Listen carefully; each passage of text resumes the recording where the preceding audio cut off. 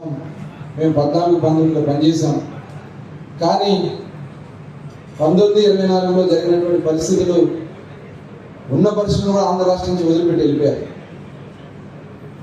ఆంధ్ర రాష్ట్రానికి ఎవరు రావద్దని చెప్పి సాక్షాత్తు లూలు సంస్థ యూసుఫ్ అలీ గారు ఒక పత్రికా సమావేశం పెట్టి దయచేసి ఎవరు ఆంధ్ర రాష్ట్రం వైపు చూడొద్దని చెప్పారంటే ఆనాడు ఉన్నటువంటి నిబంధనలు ఏ రకంగా ఉన్నాయనేది ఒకసారి మనం ఆలోచన చేసుకోవాలి. ఇక్కడ ఆక్వా రంగంలో కూడా అలాంటి పరిస్థితి మనం చూసాము.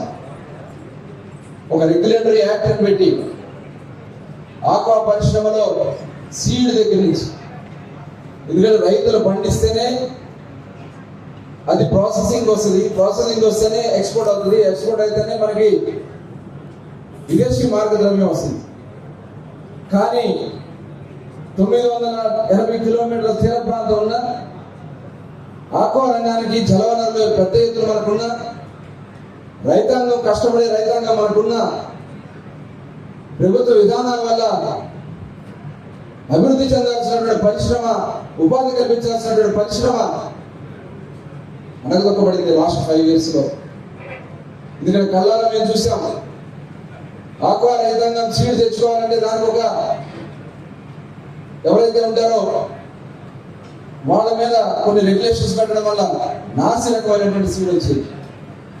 ఆ నాసి రకమైన సీడ్ వచ్చి వేసుకుంటే దాంట్లో ఒక 10%, 20% మాత్రమే మిగిలింది, మిగతాతో పోయింది. ఆ మిగిలిన దానికి ఫీడ్ వేద్దామంటే ఆ ఫీడ్ కాస్ట్ కూడా పెంచేశారు. దానికి ఒక ట్యాక్స్, జే ట్యాక్స్, దానివల్ల విపరీతంగా రేటు పెరిగిపోయింది. దాదాపు 2 times ఫీడ్ కాస్ట్ పెరిగిపోయింది. అదే కాకుండా పండిన పంటను అమ్ముకుందామంటే అక్కడ కూడా సిండికేట్ చేసి దాన్ని కూడా రకరకాలుగా మార్కెట్ని చాలా ఇబ్బందులు పెట్టే పరిస్థితి చేశారు. ఇవాళ ఖచ్చితంగా ఈ విషయంలోనే మనం, ఎందుకంటే కేంద్ర ప్రభుత్వం సపోర్ట్ ఉంది మనకి. ప్రతి సంవత్సరం ఫుడ్ ప్రాసెసింగ్కి 3,000 కోట్ల రూపాయలు ప్రతి సంవత్సరం కేంద్ర ప్రభుత్వం ఖర్చు పెట్టే పరిస్థితి ఉంటుంది. కానీ 14-19లో ఫుడ్ ప్రాసెసింగ్ పెద్ద ఎత్తున ఆంధ్ర రాష్ట్రంలో డెవలప్మెంట్ జరిగింది, అనేక పరిశ్రమలు వచ్చినాయి. కానీ 19-24లో ఎటువంటి అభివృద్ధి జరగల. తిరిగి మళ్ళీ ఇవాళ కూటమి ప్రభుత్వం, ప్రజలు కోరుకున్న ప్రభుత్వం, ఇవాళ కూటమి ప్రభుత్వం ఆంధ్రప్రదేశ్ రాష్ట్రంలో వచ్చింది. చంద్రబాబు నాయుడు గారి నాయకత్వంలో, పవన్ కళ్యాణ్ గారి నాయకత్వంలో, నరేంద్ర మోడీ గారి నాయకత్వంలో ఖచ్చితంగా ఆంధ్ర రాష్ట్రంలో పరిశ్రమలు అభివృద్ధి చెందుతాయి.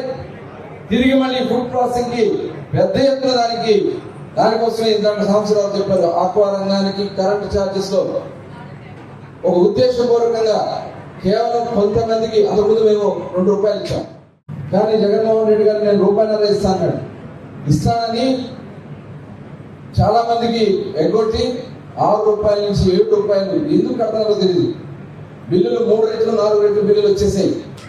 ఇవాళ మళ్ళీ గౌరవ ముఖ్యమంత్రి గారు చెప్పడం జరిగింది, అతి త్వరలోనే ₹1.5కే కరెంటు ప్రతి ఒక్క ఆక్వా రైతుకి అందించే కార్యక్రమాన్ని కూడా ప్రభుత్వం రేపు చేయబోతుందని కూడా ఈ సందర్భంగా మరొకసారి మీ అందరూ కూడా తెలియజేసుకుంటూ, ఇలాంటి పరిశ్రమలు రావాలి.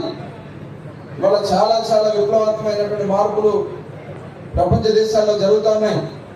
మనకి అతి ఎక్కువ విదేశీ మార్గద్రవ్యం వచ్చే అవకాశం ఉన్నటువంటి ఏకైక మార్గం ఈ ఆక్వా రంగం. అయితే మన దగ్గర రొయ్యలకు మాత్రమే ఇక్కడ మనకి ప్రాసెసింగ్ జరుగుతుంది. భవిష్యత్తులో ఫిష్ కూడా ప్రాసెసింగ్ యూనిట్ రావాల్సినటువంటి అవసరం ఉంది. కొన్ని కొచ్చిన్ కానీ ఇలాంటి కేరళ రాష్ట్రాల్లో ఉన్నాయి. భవిష్యత్తులో ఆ పరిశ్రమను అభివృద్ధి చేయడం కోసం కూడా నిన్న కేబినెట్ సమావేశంలో గౌరవ ముఖ్యమంత్రి గారు MSME స్కీమ్ కూడా ఫుడ్ ప్రాసెసింగ్ లింక్ చేసి SC, ST, BC మైనారిటీ వర్గాలు కూడా వాళ్ళకి ఇచ్చేటటువంటి షేర్ ని మార్జిన్ మనీ కింద పెట్టి ఇవాళ రాష్ట్ర ప్రభుత్వం 100 కోట్లు ఇస్తే 5,000 కోట్ల రూపాయలతో దాన్ని మరింత ముందుకు తీసుకెళ్లే దానికోసం నేను కేబినెట్ లో డెసిషన్ తీసుకోవడం జరిగింది. అలా వినూత్నంగా ఆలోచించి ముఖ్యమంత్రి మనం ఉండడం మన అదృష్టాన్ని మరొకసారి మీ అందరూ కూడా తెలియజేసుకుంటూ, ఈ రోజు ఇంత చక్కటి కార్యక్రమం ప్రారంభించడానికి ఇచ్చేసినటువంటి గౌరవనీయులు కేంద్ర మంత్రి వర్యులు శ్రీనివాస్ వర్మ గారికి, వేదిక అందించినటువంటి పెద్దలందరికీ మరొకసారి శామ్ ఆక్వా వెలగపూడి సాంబశివరావు గారికి హృదయపూర్వక ధన్యవాదాలు తెలియజేసుకుంటూ సెలవు తీసుకుంటా ఉన్నాను. జై హింద్.